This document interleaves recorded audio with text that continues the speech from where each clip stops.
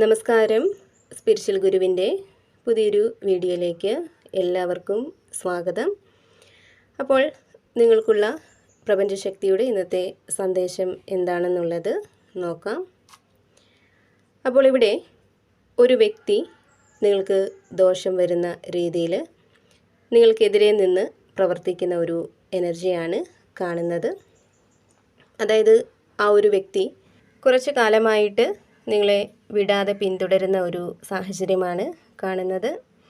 ഈ വ്യക്തി ഒരിക്കലും മറഞ്ഞിരുന്നല്ല നിങ്ങളെ ദ്രോഹിക്കുന്നത്, നിങ്ങളുടെ നേർക്കുനേർ നിന്നാണ്.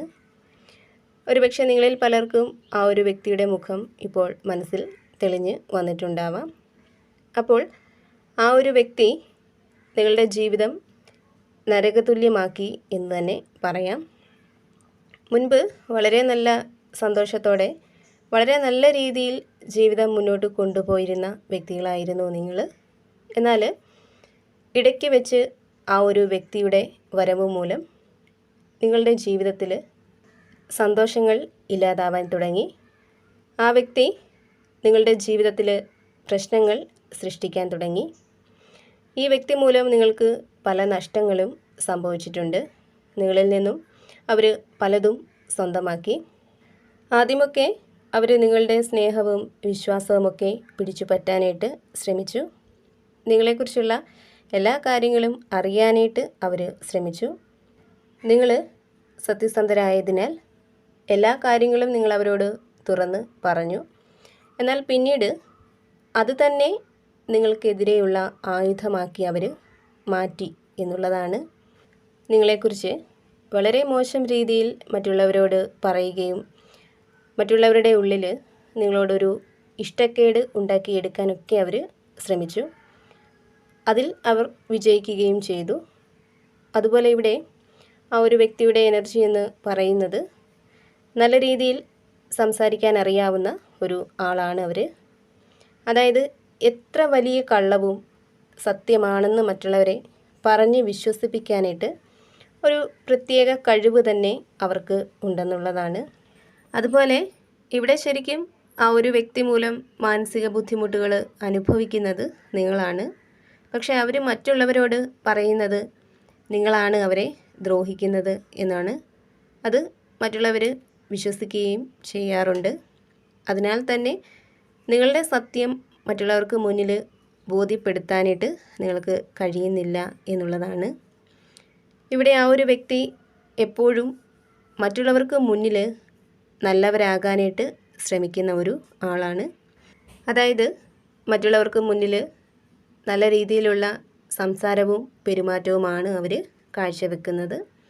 മറ്റുള്ളവരെ കാണിക്കാൻ വേണ്ടി എല്ലാവരെക്കുറിച്ചും നല്ലത് പറയുകയും എല്ലാവരെയും സഹായിക്കാനായിട്ടുമൊക്കെ അവർ ശ്രമിക്കാറുണ്ട്. എന്നാൽ ശരിക്കും അവർ എന്താണ്, ആ വ്യക്തിയുടെ യഥാർത്ഥ മുഖം എന്താണെന്ന് നിങ്ങൾക്ക് മാത്രമേ അറിയൂ. അതിനാൽ തന്നെ അവരെക്കുറിച്ച് നിങ്ങൾ ആരോടെന്ത് മോശം രീതിയിൽ പറഞ്ഞാലും ആരും അത് വിശ്വസിക്കാറില്ല. അവിടെ കുറ്റക്കാരാവുന്നത് നിങ്ങളായിരിക്കും.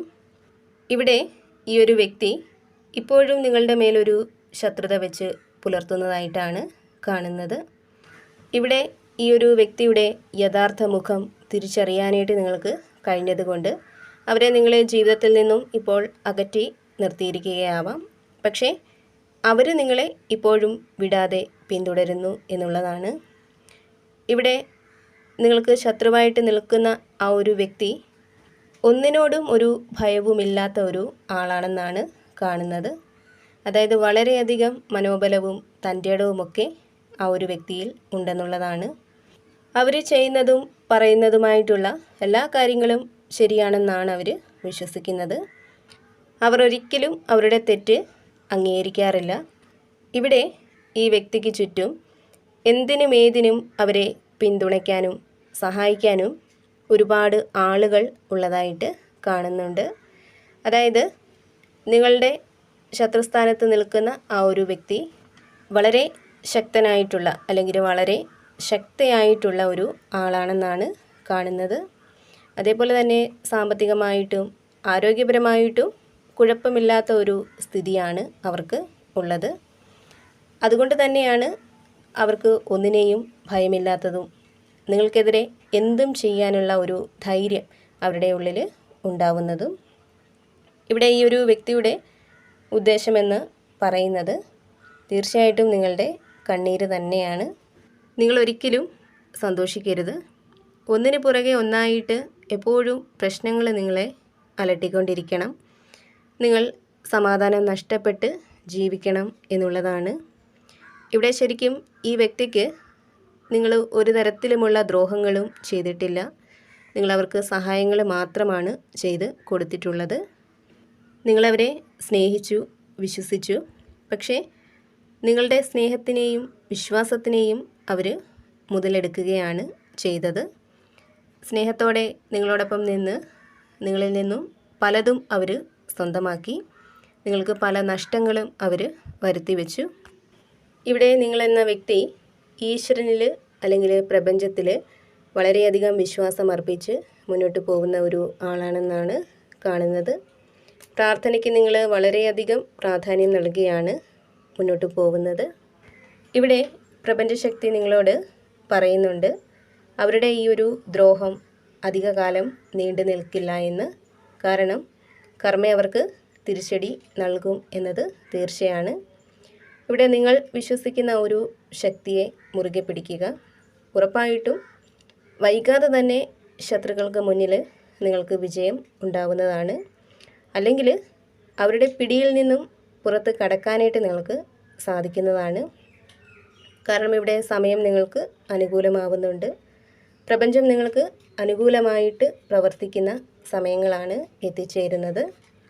അതിനാൽ ശത്രുക്കളെക്കുറിച്ച് ചിന്തിച്ച് വിഷമിക്കാതെ, അവർ നിങ്ങളെക്കുറിച്ച് എന്ത് മോശമാണ് പറയുന്നത് എന്ന് ചിന്തിച്ച് ഭയപ്പെടാതെ നിങ്ങൾ നിങ്ങളെക്കുറിച്ച് ചിന്തിക്കുക.